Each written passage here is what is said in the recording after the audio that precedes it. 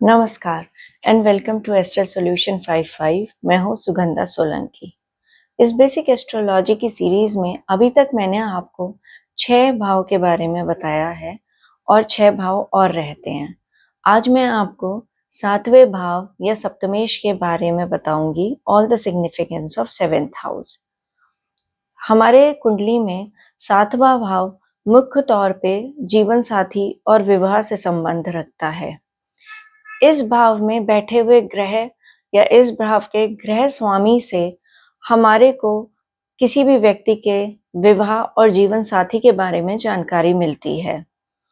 ये एक पार्टनरशिप का भाव है, इसीलिए लाइफ पार्टनर के साथ साथ हम इस भाव से बिजनेस और बिजनेस पार्टनर भी देखते हैं।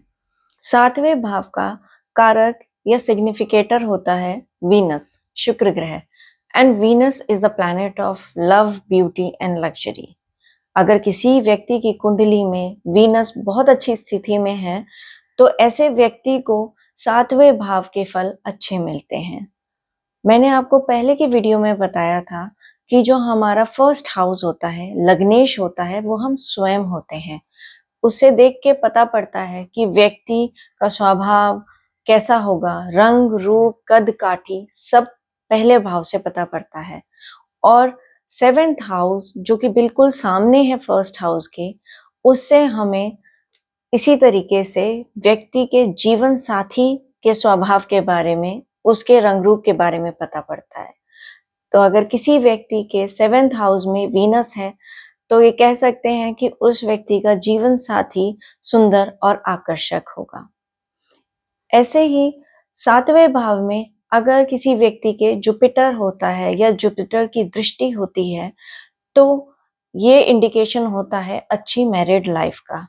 अगर मरकरी यानी कि बुध ग्रह या उसकी दृष्टि होती है तो हम कह सकते हैं कि लव मैरिज के इंडिकेशन होते हैं या और बिजनेस सक्सेस भी दिखाता है।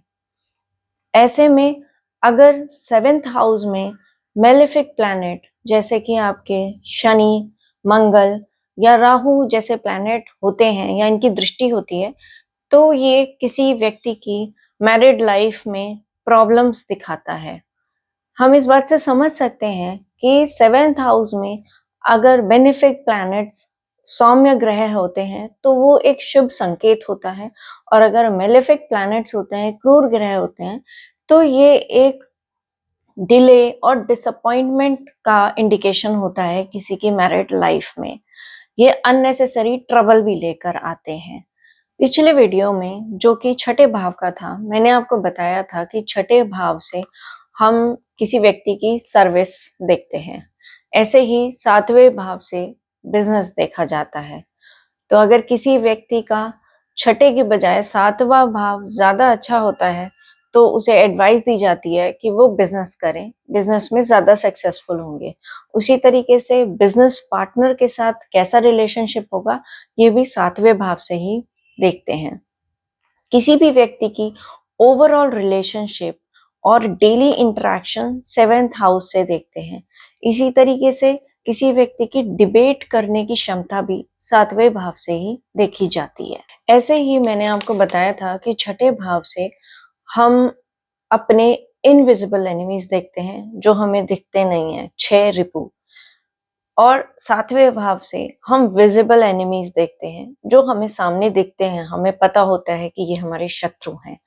अगर किसी व्यक्ति का 7वां भाव अच्छी स्थिति में है, उसका ग्रह स्वामी अच्छी स्थिति में है, तो ऐसा व्यक्ति के बहुत कम शत्रु होते हैं या उसके शत्रु उसे हानि नहीं पहुंचा पाते हैं।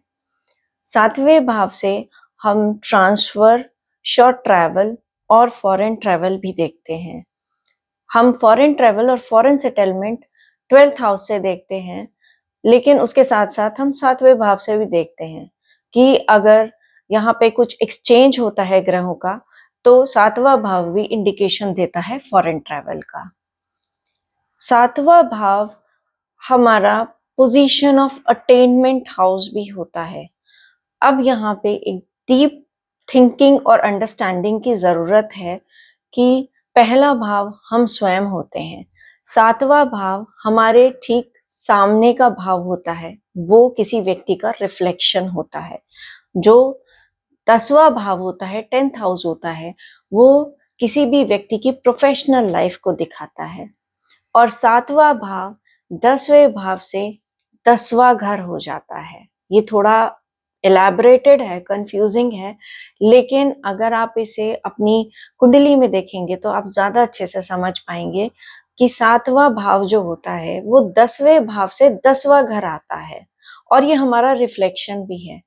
तो इस भाव से, 7वें भाव से, हम किसी भी व्यक्ति का डेडिकेशन टुवर्ड्स हिज और हर प्रोफेशन भी देखते हैं कि वो कितना अपने प्रोफेशन को कितनी अच्छे तरीके से समझता है, टाइम देता है और कितना अच्छा रहता है। तो अगर किसी का 7वां भाव अच्छा है और उसका ग्रह स्वामी भी अच्छा है तो ऐसा व्यक्ति प्रोफेशनली राइज करता है अपनी लाइफ में।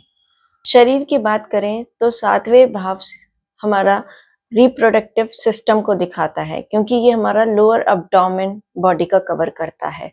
लिबिडो भी चेक यहीं से होता है। किसी को अगर प्रजनन प्रणाली में समस्या है तो वो 7वां भाव ही इंडिकेट करता है। 7वां भाव केंद्र भाव होते हुए भी बहुत अच्छा भाव नहीं होता है, क्योंकि ये प्रमुख मारक भाव होता है। मैंने आपको दूसरे भाव के वीडियो में बताया था कि हमारी कुंडली में मारक भाव होते हैं। उनमें से पहला प्रमुख मारक भाव 7वां भाव होता है और दूसरा भाव दूसरा मारक भाव होता है। तो अगर किसी व्यक्ति की कुंडली में 7वां भाव अच्छा नहीं है तो ऐसे में 7वें भाव की दशा में व्यक्ति को मृत्यु तुल्य कष्ट होता है। और ऐसे में अगर किसी व्यक्ति की जीवन, उसका जो लाइफ स्पैन है वो खत्म हो रहा होता है, तो उस दशा में उस व्यक्ति को मारने का कार्य 7वें भाव का ग्रह स्वामी करता है। अगर किसी कारणवश 7वें भाव का स्वामी वो काम नहीं कर पाता है तो फिर दूसरे भाव का स्वामी मृत्यु का कारण बनता है। इसीलिए इसे बहुत अच्छा भाव नहीं मानते हैं। आपको इस वीडियो से अब समझ आ जाएगा कि आप अपना 7वां भाव थोड़ा बहुत देख के समझ सकते हैं कि जो बिजनेस कर रहे हैं वो बिजनेस अच्छे से कर रहे हैं, उनको क्या ग्रह सपोर्ट कर रहे हैं, लाइफ पार्टनर उनका कैसा है, कैसा उनमें रिलेशनशिप है, तो उसके पीछे रीजन क्या है, ये सब आप एनालिसिस कर सकते हैं 1 से 7 हाउसेस के सब कंबाइन करके। मैं इन वीडियोस में दृष्टि की बात करती हूँ। मैं एक अलग से वीडियो बनाऊंगी जिसमें मैं आपको सारे ग्रहों की दृष्टि बताऊंगी, तो आप खुद समझ पाएंगे कि हर ग्रह की दृष्टि कैसी है और किधर पड़ती है। तो आपको इजी हो जाएगा वो समझना कि जब हम दृष्टि की बात करते हैं तो दृष्टि कैसे आ रही है। अगले वीडियो में मैं आपसे फिर मिलूंगी। तब तक के लिए धन्यवाद।